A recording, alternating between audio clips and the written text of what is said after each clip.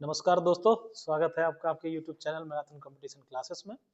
और पार्ट 1 देखा आपने और ये है पार्ट 2 जिसमें मैंने पहले पार्ट 1 में आपको 4 नृत्य करवा दिए थे क्योंकि क्लास बड़ी हो रही थी, इसलिए मैंने कहा था कि जो है सेकंड पार्ट में दे देंगे आपको।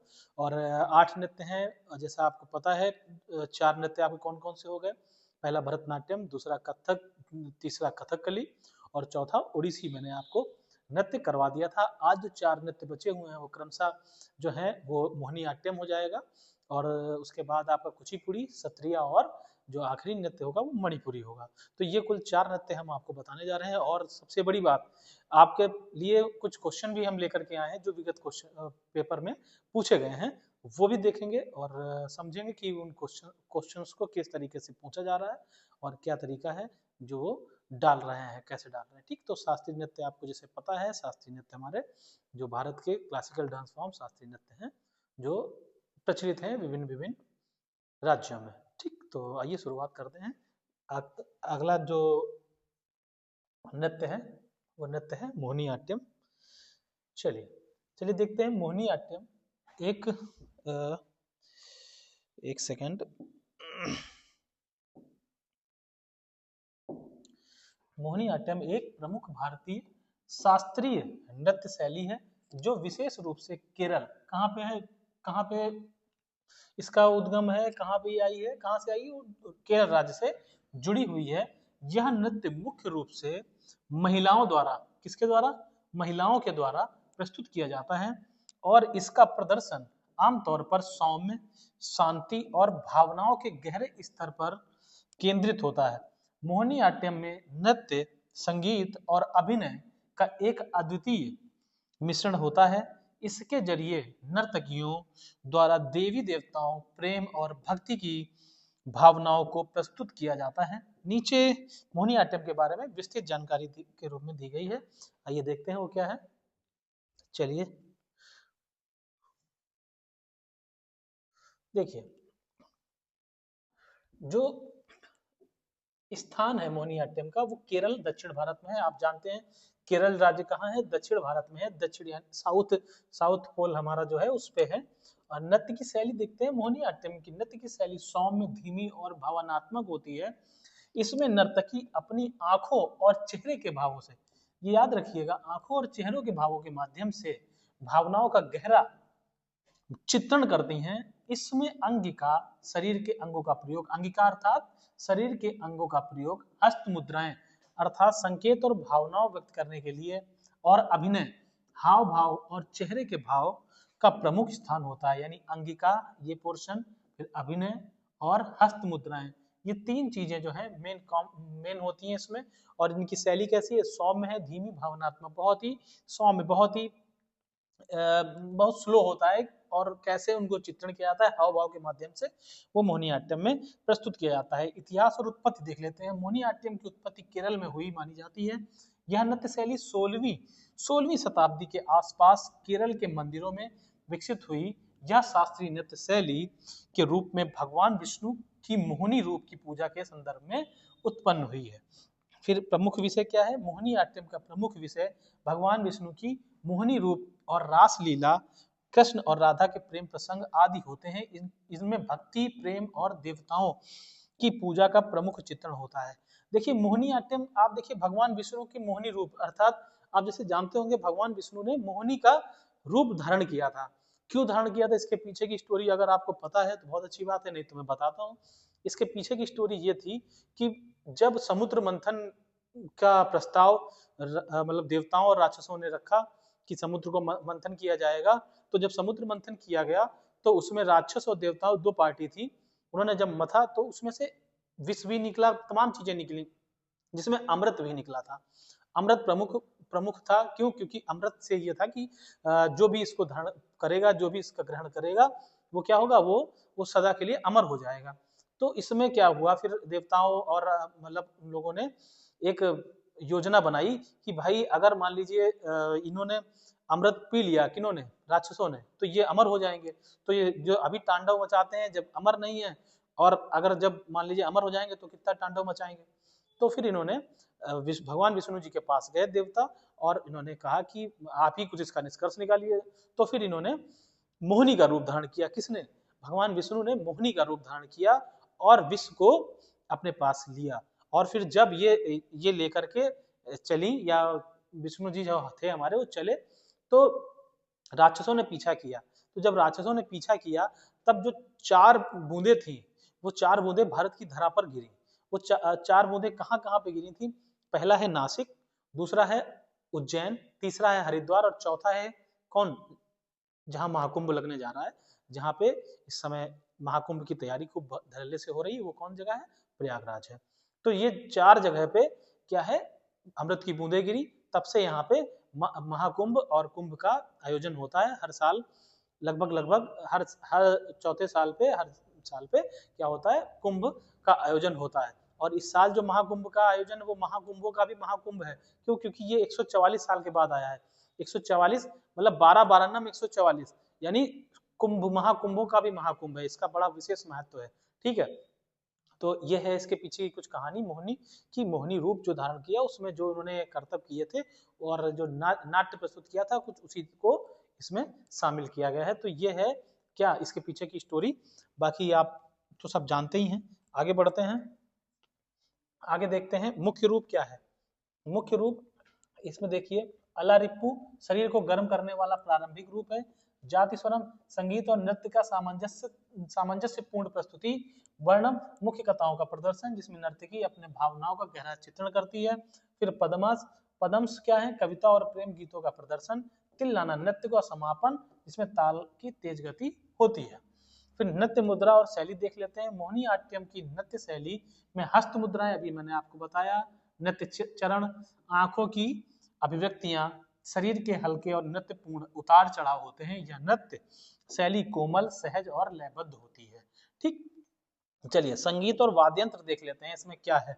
इसमें मोहिनी आट्यम में कर्नाटिक संगीत का प्रमुख स्थान है। वाद्यंत्रों में मृदंगम, ढोल जिसको ढोल बोलते हैं, तंबूरा, घुंघरू और वीणा का उपयोग किया जाता है। इसमें गीत और संगीत का तालमेल नृत्य के साथ होता है। फिर इसमें प्रमुख कॉस्ट्यूम, जो कपड़े पहने जाते हैं, जो जो आहार धारण किया जाता है, वो क्या है?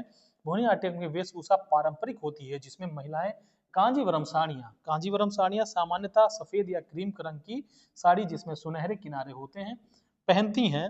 साथ ही नर्तकी माला पहनती हैं और गहनों के साथ श्रृंगार करती हैं। तो ये कुछ मुख्य कॉस्ट्यूम है जो ये धारण करती हैं महिलाएं। आगे देख लेते हैं प्रमुख उद्देश्य क्या है। प्रमुख उद्देश्य, मोहिनीअट्टम का उद्देश्य मुख्य रूप से भगवान विष्णु के मोहिनी रूप का पूजन, भक्ति और प्रेम के भावों को व्यक्त करना है। यह नृत्य शैली आंतरिक शांति, सौंदर्य और जीवन के नृत्यात्मक पहलू को प्रकट करती है। तो ये कुछ हो गया इसका प्रमुख उद्देश्य। उसके बाद देख लेते हैं आवश्यक प्रशिक्षण क्या होना चाहिए। देखिए आवश्यक प्रशिक्षण वही बात है कि मोहिनीअट्टम के लिए विशेष रूप से शारीरिक लचीलापन, नृत्य मुद्राओं की समझ, ठीक, अभिनय और भावनाओं को प्रकट करने की क्षमता आवश्यक होती है। यह शैली केरल के मंदिरों से जुड़ी हुई है और इसके लिए गहरे सांस्कृतिक ज्ञान की आवश्यकता होती है। प्रसिद्धता, प्रसिद्धता देखते हैं। मोहिनीअट्टम भारत के प्रमुख शास्त्रीय नृत्य रूपों में से एक है। यह नृत्य शैली विशेष रूप से केरल में प्रचलित है, लेकिन इसके प्रदर्शन को अंतरराष्ट्रीय स्तर पर भी सराहा गया है। ठीक, इंटरनेशनल लेवल पर भी इसको सराहा गया। ठीक, अब प्रसिद्ध कलाकार देख लेते हैं। बालमणि अम्मा है, फिर चंद्रिका उन्नी है, फिर कलमानंदन नंदलम है, फिर कल्याण कुट्टी अम्मा है, निर्मला पनिक्कर हैं, माधवी मंगलात हैं। ये जो है इसके प्रसिद्ध कलाकार हैं। ठीक, इनको भी याद कर लीजिएगा। ठीक, चलिए आगे बढ़ते हैं। प्रमुख विशेषताएं देख लेते हैं। सौम्यता और लयबद्धता होनी चाहिए। हमने आपको बताया मोहिनीअट्टम में विशेषता इसकी सौम्यता और लयबद्धता है, और इसमें नर्तकी अपने शरीर, हल्की सजी मुद्राएं, धीमी गति से सुंदर ताल की भावनाओं का चित्रण होता है। उसके बाद भावनाओं का चित्रण देख लेते हैं। Expression of emotion. मोहिनीअट्टम में नर्तकी अपने चेहरों के भाव और आंखों की अभिव्यक्तियों के माध्यम से गहरी भावनाओं को व्यक्त करती हैं। इसमें भक्ति, प्रेम, श्रृंगार, शांति और उत्साह जैसे भावनाओं का चित्रण प्रमुख होता है। फिर कहानी, स्टोरी टेलिंग क्या है? मोहिनीअट्टम में नृत्य के उद्देश्य सिर्फ कथाओं को व्यक्त करना है, विशेष रूप से भगवान विष्णु के मोहिनी रूप और कृष्ण राधा के प्रेम लीलाओं का चित्रण। इस समय कथाओं को प्रस्तुत करने के लिए अभिनय हाव भाव का महत्व होता है। ठीक, उसके बाद नृत्य चरण और मुद्राएं देख लेते हैं।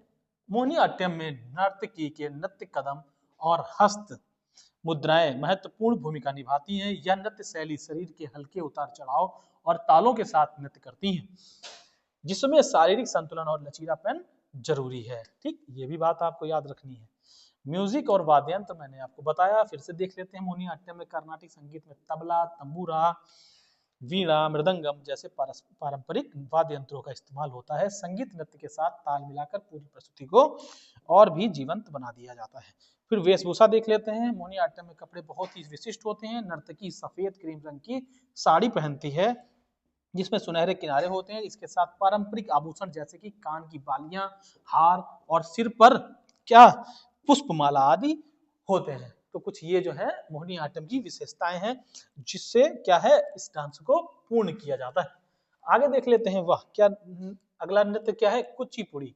कुचिपुड़ी, ठीक, याद रखिएगा कुचिपुड़ी कहाँ का नृत्य है, मैंने आपको पहले ही बताया था, फिर बताता हूँ। ये नृत्य कहाँ का है? आंध्र प्रदेश का नृत्य है। और कुचिपुड़ी एक प्राचीन भारतीय शास्त्रीय नृत्य है जो आंध्र प्रदेश राज्य में से उत्पन्न हुआ है। यह नृत्य शैली मूल रूप से मंदिरों और धार्मिक अनुष्ठानों से जुड़ी हुई थी और आज भी भक्ति, संस्कृति और कला का प्रमुख रूप है। कुचिपुड़ी में नृत्य, संगीत और अभिनय का सुंदर संयोजन होता है। इसमें भाव अभिव्यक्ति, शारीरिक मुद्रा और नृत्य गति का विशेष ध्यान रखा जाता है। कुचिपुड़ी नृत्य की खास बात यह है कि इसमें नर्तक सिंगल पोज मतलब एकल पोज बनाता है, संगठित स्थिति और नृत्य के दौरान अभिनय के जरिए कहानी का चित्रण का अद्भुत मिश्रण प्रस्तुत करते हैं। ठीक, नीचे कुचिपुड़ी के बारे में सारणी में दिया हुआ है, वो अभी उसके बारे में भी डिस्कस करते हैं। तो कुचिपुड़ी का कुछ ये आहार है, ये ड्रेसअप है, इस तरीके से क्या करते हैं डांस फॉर्म को किया जाता है। ठीक, आगे बढ़ते हैं, देखते हैं क्या बोल रहा है। कुचिपुड़ी का स्थान मैंने आपको बताया कहाँ पर है। कुचिपुड़ी कहाँ का है? आंध्रा का है, आंध्रा का नृत्य है। ठीक, नृत्य शैली क्या है? नृत्य शैली क्या है? कुचिपुड़ी नृत्य का नृत्य नाटक की शैली है, जिसमें नर्तक भाव, अभिव्यक्ति, हस्त मुद्राएं, नृत्य चालन, अभिनय का उपयोग करते हैं। यह नृत्य शैली बड़ी तत्परता और नाटकीयता से भरपूर होती है। इसमें गहरे भावों का चित्रण किया जाता है, मतलब बहुत ही गहरे भाव, जैसे आदमी हंस रहा है या रो रहा है ना, या विषाद में है, दुख में है कि विरह में है, सारी चीजों का चित्रण नृत्य के भाव से प्रस्तुत किया जाता है। प्रमुख विषय क्या है? कुचिपुड़ी के मुख्य रूप से भगवान कृष्ण, राम, शिव, राधा और भगवत गीता जैसे धार्मिक और ऐतिहासिक कथाओं का चित्रण होता है। इसमें भक्ति, प्रेम और शौर्य का प्रदर्शन किया जाता है। ठीक, उसके बाद इतिहास और उत्पत्ति देख लेते हैं। कुचिपुड़ी का इतिहास 2000 साल पुराना है। कितना साल पुराना है? 2000 साल पुराना है। कुचिपुड़ी गांव जो आंध्र प्रदेश में स्थित है से उत्पन्न हुआ है। नृत्य जैसी शैली नाट्य शास्त्र पर आधारित है और धार्मिक अनुष्ठानों का हिस्सा थी। इसे पारंपरिक रूप से नृत्य नाटक, डांस ड्रामा के रूप में प्रस्तुत किया जाता था। तो यहाँ से क्या समझ में आया कि जो ये कुचिपुड़ी है, ये कुचिपुड़ी गांव आंध्रा में स्थित है। कुचिपुड़ी गांव वहां से निकला है और 2000 साल पुराना माना जाता है। और इसका नाट्य शास्त्र में भी वर्णन है। नाट्य शास्त्र जब आप उसको स्टडी करेंगे तो उसमें नाट्य शास्त्र में कितने जो डांस हैं या नाट्य हैं उन सबका वर्णन है, तो उसमें दिया हुआ है इसके बारे में, कुचिपुड़ी के बारे में।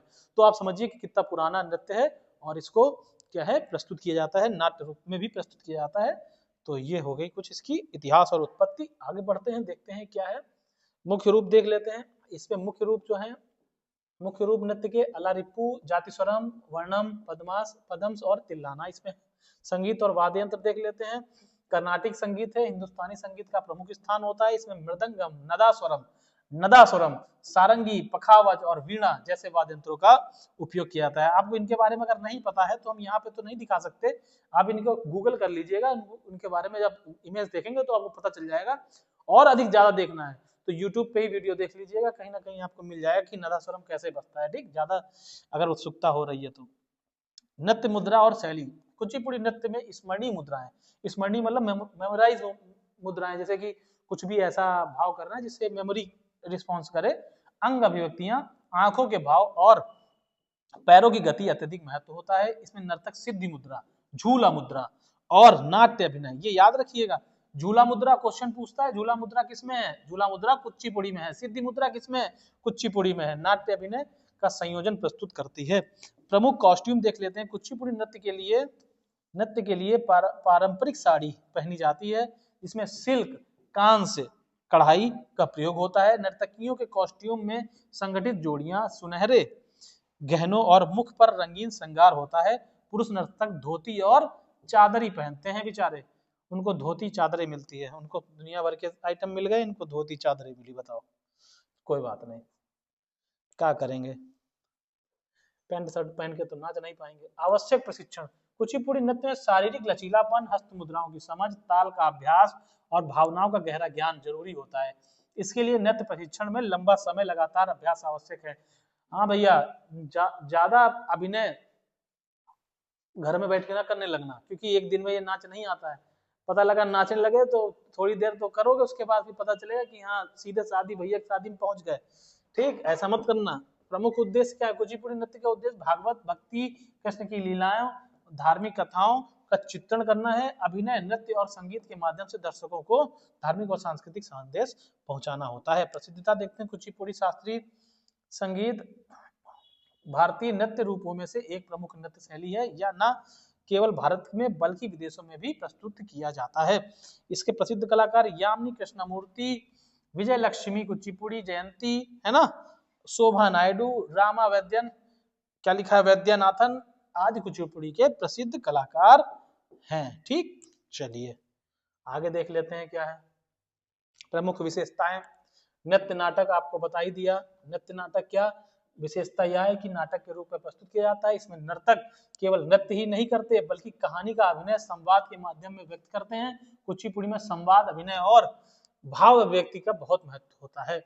भाव अभिव्यक्ति देखते हैं। कुचिपुड़ी नृत्य में भावनाओं का गहरा चित्रण किया जाता है। नर्तकी अपनी आंखों और चेहरे के भावों से कथाओं का जीवंत रूप में प्रस्तुत करते हैं। इसमें राधा और कृष्ण के प्रेम, भगवान के प्रति भक्ति, राम कथा और जैसी धार्मिक कथाओं का संवेदनात्मक रूप से चित्रण किया जाता है। ठीक, अब इसमें देख लेते हैं स्मरणीय मुद्राएं क्या क्या हैं। ठीक है, कुचिपुड़ी नृत्य की प्रमुख विशेषताएं स्मरणीय मुद्राएं होती हैं। इसमें नर्तक सिद्धि मुद्रा, कौन सी मुद्रा? सिद्धि मुद्रा, फिर झूला मुद्रा, ठीक, और सिंहासन मुद्रा जैसी विशिष्ट मुद्राओं का उपयोग करते हैं, जो दर्शकों को एक धार्मिक और सांस्कृतिक अनुभव प्रदान करती है। ठीक, उसके बाद देख लेते हैं ताल और लय, रिदम और बीट्स। कुचिपुड़ी नृत्य में ताल और अत्यधिक महत्व होता है। ताल का, इसमें नर्तक ताल के अनुसार अपने कदमों और मुद्राओं में लयबद्ध रूप से प्रस्तुत करते हैं। ताल की गति, नृत्य की गति के बीच में सामंजस्य कुचिपुड़ी की प्रमुख पहचान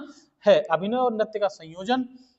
इसमें अभिनय, कुचिपुड़ी नृत्य में अभिनय के द्वारा कथा और भावनाओं का चित्रण करते हैं। इसमें नृत्य के साथ साथ अभिनय का संवाद समावेश होता है, जो अन्य शास्त्रीय नृत्य शैलियों को अलग बनाता है। पारंपरिक कॉस्ट्यूम क्या है इसका?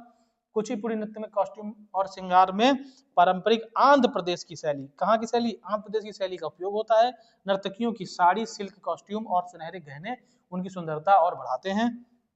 पुरुष नर्तक पारंपरिक धोती और चादर पहनते हैं। ठीक, सामूहिक प्रदर्शन में देख लीजिए। कुचिपुड़ी नृत्य में सामूहिक नृत्य प्रस्तुतियों को भी महत्व होता है, विशेष रूप से नाट्य प्रदर्शन के दौरान, जिसमें कई नर्तक एक साथ मिलकर कहानी का चित्रण करते हैं। सामूहिक नृत्य में नृत्य की लयबद्धता और ताल का महत्वपूर्ण योगदान होता है। तो ये कुछ है कुचिपुड़ी के प्रमुख विशेषताएं। ठीक, क्या है? प्रमुख विशेषताएं। ठीक, बढ़िया। चलिए आगे बढ़ते हैं। ये आ गया सत्रिया। क्या आ गया? सत्रिया। ये अगला नृत्य है हमारा सत्रिया। सत्रिया भारत का शास्त्रीय नृत्य के रूपों में एक महत्वपूर्ण और प्राचीन नृत्य है, जो विशेष रूप से असम राज्य, कहाँ का है ये? असम राज्य से जुड़ा हुआ है। इसे सत्रों में के धार्मिक और सांस्कृतिक परंपराओं से विकसित किया गया था और यह वैष्णव धर्म के भक्ति आंदोलन से गहरा संबंध रखता है।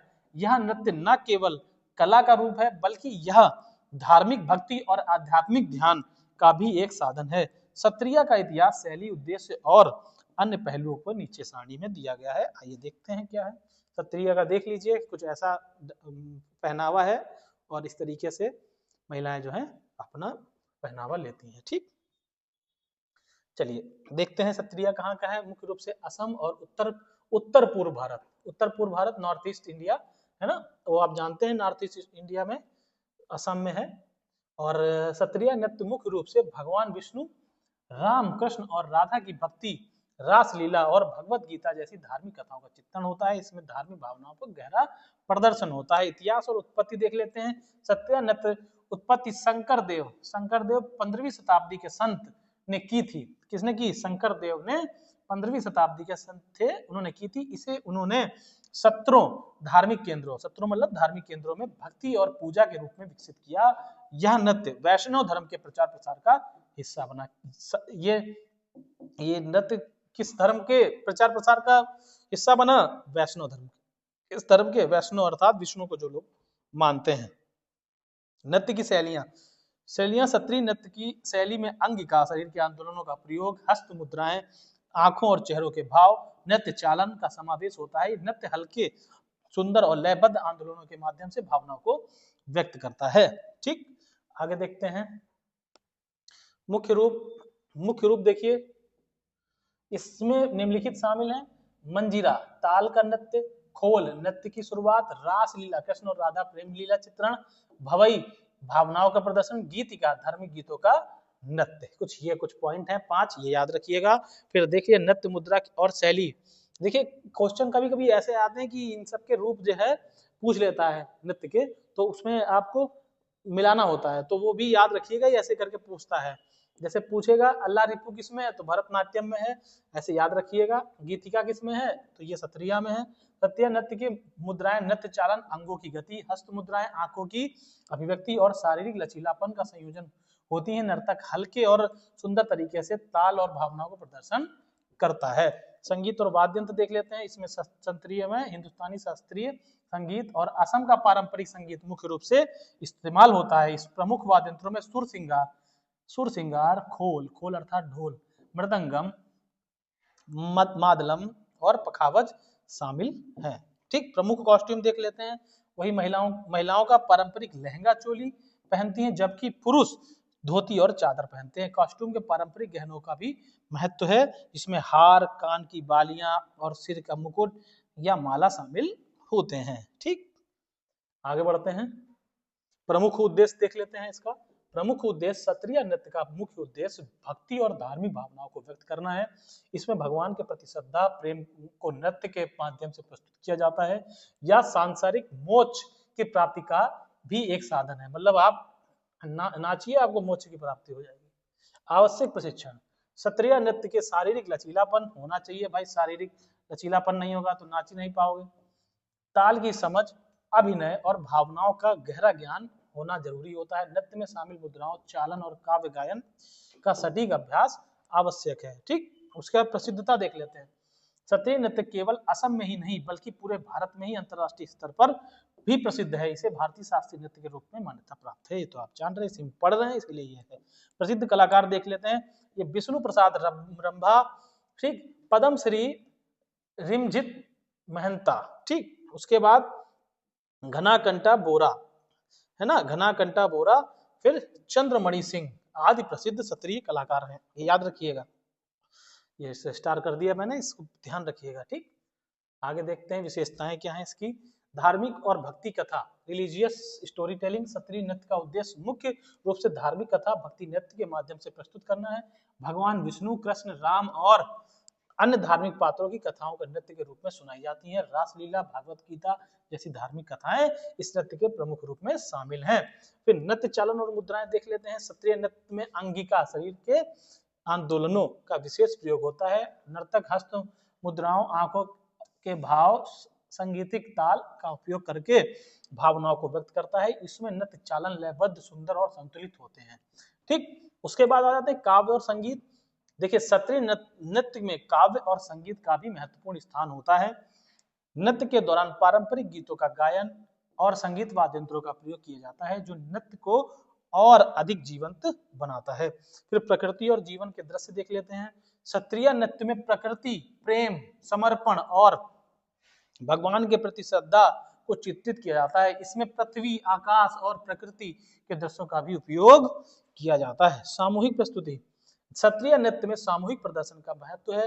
विशेष रूप से रास लीला के दौरान इसे कई नर्तक के साथ मिलकर भक्ति और प्रेम में प्रस्तुत करते हैं। सौम्यता और लयबद्धता, क्षत्रिय नृत्य में विशेषता उसकी सौम्यता और लयबद्धता है। यह नृत्य शैली हल्के, सुंदर और लयबद्ध आंदोलनों के माध्यम से भावनाओं और धार्मिकता को व्यक्त करती है। तो ये कुछ है क्षत्रिय नृत्य, ये इंपॉर्टेंट नृत्य है, मतलब ये काफी ज्यादा पूछा जा सकता है आगे वाले एग्जामों में, तो इसलिए थोड़ा इस पे फोकस करिएगा, इसको थोड़ा सा ध्यान रखिएगा, इसमें कौन कौन से रूप हैं, कौन कौन सी चीजें हैं, ये सब ध्यान रखिएगा। चलिए आखिरी नृत्य है मणिपुरी। कौन सा है? मणिपुरी नृत्य भारत के शास्त्रीय नृत्य रूपों में एक महत्वपूर्ण शैली है जो मणिपुर राज्य से उत्पन्न हुई है। यह नृत्य मुख्य रूप से धार्मिक और सांस्कृतिक उद्देश्यों के लिए प्रस्तुत किया जाता है। इसमें विशेष रूप से भगवान कृष्ण और उनकी लीलाओं का चित्रण होता है। देखिए ये भगवान कृष्ण बने हुए हैं और ये बनी है राधा, ठीक, उनकी लीलाओं का चित्रण होता है। मणिपुरी नृत्य का अद्वितीय रूप सौम्यता और भावनाओं को गहरा प्रतिबिंब होता है। यह नृत्य प्राचीन मणिपुरी परंपराओं का हिस्सा है और इसे एक अत्यंत धार्मिक एवं भव्य कला रूप माना जाता है। मणिपुरी नृत्य के इतिहास, उद्देश्य और शैलियों को, अन्य पहलुओं को विस्तार से सारणी में प्रस्तुत किया गया है। तो देख लीजिए कुछ नृत्य इस तरीके से, बहुत ही देखने में कितना खूबसूरत लगता है, मतलब इतना जबरदस्त अटायर लेते हैं ये लोग कि बहुत ही अच्छा चित्रण करते हैं। यही इसको शास्त्रीय नृत्य में प्रमुख बनाता है, इसका पहनावा। देखिए स्थान, मणिपुर उत्तर भारत, पूर्व भारत का है। उत्तर पूर्व भारत का प्रमुख विषय मणिपुरी नृत्य में मुख्य रूप से भगवान कृष्ण, राधा, उनके प्रेम, रासलीला और धार्मिक कथाएं, भागवत गीता का चित्रण किया जाता है। इसमें भक्ति, प्रेम और भगवान के प्रति श्रद्धा प्रकट करना मुख्य उद्देश्य होता है। इसका इतिहास और उत्पत्ति देख लेते हैं। मणिपुरी नृत्य का उत्पत्ति मणिपुर राज्य से मानी जाती है। इसका इतिहास लगभग 2000 साल पुराना है। यह नृत्य शैली मणिपुरी धार्मिक और सांस्कृतिक अनुष्ठानों का हिस्सा है और मुख्य रूप से भगवान कृष्ण की लीलाओं और रास लीला का चित्रण करती है। नृत्य की शैलियां क्या है? नृत्य की शैली कोमल, लयबद्ध और धीमी गति की होती है। इसमें शरीर के संतुलन, गहरी भावनाओं और काव्यात्मक मुद्राएं, कथ्य का चित्रण प्रमुख होती हैं।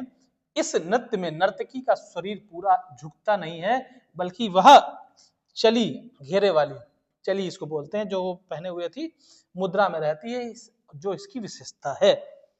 ठीक, समझ लीजिए। अब देखिए इसके मुख्य रूप क्या है। मुख्य रूप निम्नलिखित हैं। रासलीला, भगवान कृष्ण और राधा के बीच प्रेम लीला। पुंग चोलन, आध्यात्मिक नृत्य जिसमें ढोल की ताल पर नृत्य होता है। लंगुम्बा, लानगुम्बा, ठीक, आंदोलन और मुद्राएं। और ढोल चोलम, ढोल के साथ नृत्य, ठीक, ये हो गया। फिर संगीत और वाद्य यंत्र। मणिपुरी नृत्य में मणिपुरी संगीत का विशेष उपयोग है, जिसमें पुंग या पुंज, जो भी बोलिए आप, प्रकार का ढोल है, मृदंगम, खोल, सेनिया और अन्य पारंपरिक वाद्य यंत्र शामिल होते हैं। इसके अलावा संगीत में कर्नाटिक और हिंदुस्तानी संगीत का भी प्रभावशाली छाप देखी जाती है। नृत्य मुद्रा और शैली। मणिपुरी नृत्य में मुद्राओं में बहुत कोमल और सूक्ष्म होती है। इसमें मुख्य रूप से चली यानी वो जो मैंने बताया, चली नृत्य की एक विशेष मुद्रा, जिसमें पैर आंतरिक दिशा में मुड़े होते हैं और अंगिका, शरीर के अंगों का इस्तेमाल का उपयोग किया जाता है। इसमें नृत्य की हाथों की मुद्राओं, चेहरे के भाव और आंखों की अभिव्यक्तियों का विशेष ध्यान रखती है। ठीक, ये हो गया कुछ इसकी शैली। आगे बढ़ते हैं, देखते हैं क्या है। आगे है प्रमुख कॉस्ट्यूम। इसमें मणिपुरी नृत्य में पारंपरिक फुल साड़ी पहनने की परंपरा है। महिलाएं विशेष रूप से लुंगी और चोली पहनती हैं, जिसमें पारंपरिक गहनों का उपयोग किया जाता है और सिर पर फूलों की माला होती है। पुरुष नर्तक धोती पहनते हैं, पारंपरिक वाद्य यंत्र के साथ नृत्य करते हैं। प्रमुख उद्देश्य क्या है? मणिपुरी का मुख्य उद्देश्य भगवान कृष्ण की भक्ति, उसके प्रेम और रास लीलाओं का व्यक्त करना है। नृत्य शैली आध्यात्मिक साधना, धार्मिक भक्ति और प्रेम का चित्रण करती है। आवश्यक प्रशिक्षण क्या है? मणिपुरी नृत्य के लिए शारीरिक लचीलापन, ताल की समझ, भावनाओं का गहरा ज्ञान और नृत्य मुद्राओं का अभ्यास बहुत आवश्यक होते हैं। इसे सीखने के लिए लंबे समय तक प्रशिक्षण और अभ्यास की आवश्यकता होती है। प्रसिद्धता क्या है? मणिपुरी नृत्य के केवल भारत में बल्कि अंतर्राष्ट्रीय स्तर पर भी प्रसिद्ध है और नृत्य प्रमुख शैलियों में शामिल है। अब इसके प्रसिद्ध कलाकार देख लेते हैं। इसके हैं कसिडोडे प्रभा देवी, भीमावती देवी, फिर कलावती देवी, है ना, फिर चंद्रलेखा, गजेंद्र साहू आदि इसके मणिपुर के जो है प्रसिद्ध नर्तककार हैं, उनके बारे में लिखा हुआ है। चलिए आगे देख लेते हैं इसकी विशेषताएं क्या हैं। मणिपुरी की विशेषता यह है कोमलता और सौम्यता। मणिपुरी नृत्य के शरीर में प्रत्येक अंग को कोमल और सौम्य प्रयोग होता है। इसमें हल्के लयबद्ध कदम और मुद्राओं का संयोजन होता है। नर्तकी अपने आंदोलन संयमित और सुंदर रूप से होता है। नर्तकी का हर आंदोलन एक संयमित और सुंदर रूप में होता है। ठीक, भावनाओं का चित्रण। मणिपुरी नृत्य में नर्तक भगवान कृष्ण, राधा और अन्य धार्मिक पात्रों के प्रति अपनी भावनाओं को गहरा चित्रण करते हैं। भक्ति और आध्यात्मिकता के भाव प्रमुख होते हैं। नृत्य मुद्राएं और चरण क्या है? मणिपुरी नृत्य में खास बात यह है कि इसमें चली चरणों की एक विशेष मुद्रा का उपयोग किया जाता है, जिसमें पैर और हाथों की मुद्राएं अत्यंत सूक्ष्म और लयबद्ध होती हैं। अंगिका का उपयोग भी महत्वपूर्ण स्थान है। आध्यात्मिकता देख लेते हैं। मणिपुरी नृत्य में आध्यात्मिकता का बहुत बड़ा महत्व है। यह नृत्य केवल कला के रूप में नहीं बल्कि भक्ति की साधना के रूप में नर्तक की भावनाओं भक्ति के जरिए भगवान के साथ आध्यात्मिक संबंध स्थापित करता है। संगीत और वाद्य यंत्र, मैंने बताया पुंग ढोल का प्रयोग किया जाता है। नृत्य के ताल लय के साथ मेल खाता है। संगीत नृत्य में तालमेल में जीवंत आकर्षक बनाता है। सामूहिक प्रदर्शन। मणिपुरी नृत्य में सामूहिक रूप से नृत्य करने का परंपरा है। विशेष रूप से रासलीला में कई नर्तक एक साथ नृत्य करते हैं और एक दूसरे के साथ तालमेल बनाकर भक्ति प्रेम में दृश्य को प्रस्तुत करते हैं। तो ये कुछ मणिपुरी नृत्य है। इसमें विशेषकर जो है रासलीला का वर्णन होता है, वो आपकी बात इसमें बताई है। ठीक, तो कुछ ये हो गया आपका मणिपुरी नृत्य। अब आगे देखते हैं क्या है। अब आगे जो है वो मैंने आपसे बताया था कि क्वेश्चंस हैं। क्वेश्चन मैंने आपको जो भी इसमें पूछे गए हैं वो है। तो ये देखिए 2018 का क्वेश्चन एसएससी सीजीएल का है। पहला क्वेश्चन ये बोल रहा है कि भारतीय शास्त्रीय नृत्य शैली कथक किस राज्य का है? तो कथक आप जानते हैं उत्तर भारत का है, तो उत्तर प्रदेश का है। ये महाराष्ट्र, तमिलनाडु और कर्नाटका का नहीं है। ठीक, ये बात क्लियर हो गई। 2018 का क्वेश्चन है। आगे बढ़ते हैं, देखते हैं अगला क्वेश्चन क्या है। अगला क्वेश्चन कह रहा है कि कुचिपुड़ी नृत्य, अभी आपने पढ़ा कुचिपुड़ी नृत्य। देखिए ये यूपीएससी 2020 के सिविल सर्विस एग्जाम आईएएस में पूछा गया है। तो कुचिपुड़ी नृत्य किस राज्य से संबंधित है? बहुत ही आसान क्वेश्चन है। किससे है? आंध्र प्रदेश से, तेलंगाना से नहीं है, कर्नाटका से नहीं है, तमिलनाडु से भी नहीं है। तमिलनाडु से कौन सा है? कमेंट करके बताओ। अगला देखिए कौन सा है। अगला पूछ रहा है भारत के किस राज्य में ओडिसी नृत्य की उत्पत्ति? ओडिसी आप जान ही रहे हैं, उड़ीसा से हुई। उत्तर प्रदेश, मध्य प्रदेश और कर्नाटक से नहीं है। उत्तर प्रदेश से सिर्फ एक नृत्य है, वो है कथक। वो उत्तर भारत बोलते हैं उसको, उत्तर प्रदेश भी नहीं। और ये मध्य प्रदेश और कर्नाटक से कोई शास्त्रीय नृत्य नहीं है मान्यता प्राप्त। ठीक, उसके बाद देख लेते हैं क्या पूछ रहा है।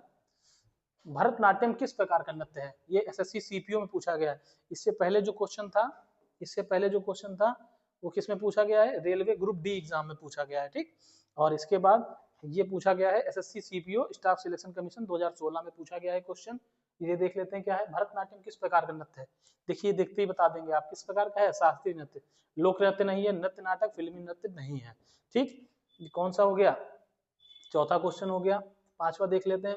ये क्वेश्चन देखिए, ये भी देखिए यूपीएससी सिविल सर्विसेज में पूछा गया है। ये 2019 में आईएएस में आया है। कथकली नृत्य शैली का संबंध किस राज्य से है? किस राज्य से कथकली है? दो नृत्य हैं जो केरल राज्य से संबंधित हैं, कथकली और मोहिनीअट्टम। मोहिनीअट्टम और कथकली केरल से हैं। और ये इनसे नहीं, तमिलनाडु से भरतनाट्यम, कर्नाटका से कोई नहीं, और आंध्रा से कुचिपुड़ी है। ठीक, बहुत अच्छे से देख रहे हैं आप। आगे बढ़ते हैं। आगे क्वेश्चन है, अभी हमने पढ़ा रासलीला नृत्य किस शास्त्रीय नृत्य शैली का हिस्सा है? तो रासलीला मणिपुरी का है हिस्सा, इसलिए ओडिसी, कुचिपुड़ी, भरतनाट्यम से नहीं है। किससे है? मणिपुरी से है। ठीक, और ये किसमें आया? IBPS PO institute of banking personal selection section probationary officer PO में आया है 2020 में। ठीक, आगे बढ़ते हैं। सातवां क्वेश्चन क्या कह रहा है? सातवां क्वेश्चन बोल रहा है भारतीय शास्त्रीय नृत्य उड़ीसी में किसके द्वारा विशेष मुद्राएं प्रयोग की जाती हैं? तो आंखों से नहीं, सिर से भी नहीं, पैरों से भी नहीं, किससे? हाथों से प्रयोग की जाती हैं। ये क्वेश्चन अगर आपने पढ़ रखा है, चीजें पढ़ रखी हैं, तो आप आराम से कर ले जाएंगे। एसएससी एमटीएस में पूछा गया, मल्टीटास्किंग स्टाफ एग्जाम में। ठीक, आगे बढ़ते हैं।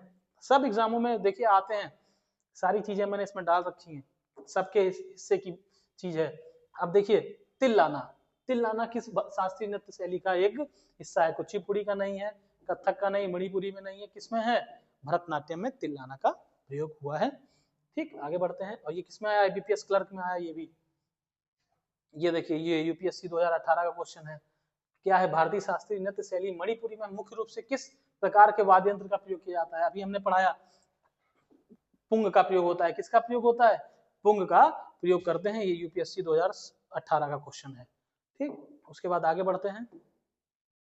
10वां क्वेश्चन देखते हैं क्या बोल रहा है। 10वां क्वेश्चन कह रहा है किस भारतीय शास्त्रीय नृत्य में अल्लाह रिपू, अल्लाह रिपू अभी आपने पढ़ा, अल्लाह रिपू नृत्य की शुरुआत होती है। अल्लाह रिपू किसमें है? भरतनाट्यम में है अल्लाह रिपू। तो ये 2019 का है, एसएससी जेई में आया हुआ है, ठीक, जूनियर इंजीनियर एग्जाम में।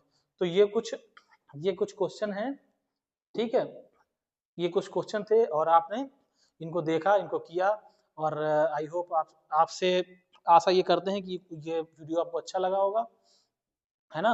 और मेहनत करते रहिए, ठीक है। और जितनी मेहनत करेंगे उतना ही बढ़िया है आपके लिए, क्योंकि देखिए आज की डेट में इतना इतना डिस्ट्रैक्शन है, इतनी चीजें हैं कि आदमी पढ़ाई पे तो ध्यान ही नहीं दे पा रहा है। पढ़ाई तो उसके लिए बोझ होने लगी है, समझ भी नहीं आता कि क्या एक्चुअल चीज क्या करनी है। मोबाइल देखना भी है, घर को भी देखना है, पढ़ाई भी करनी है, मतलब इतना बोझ लाद लिया है, ठीक है।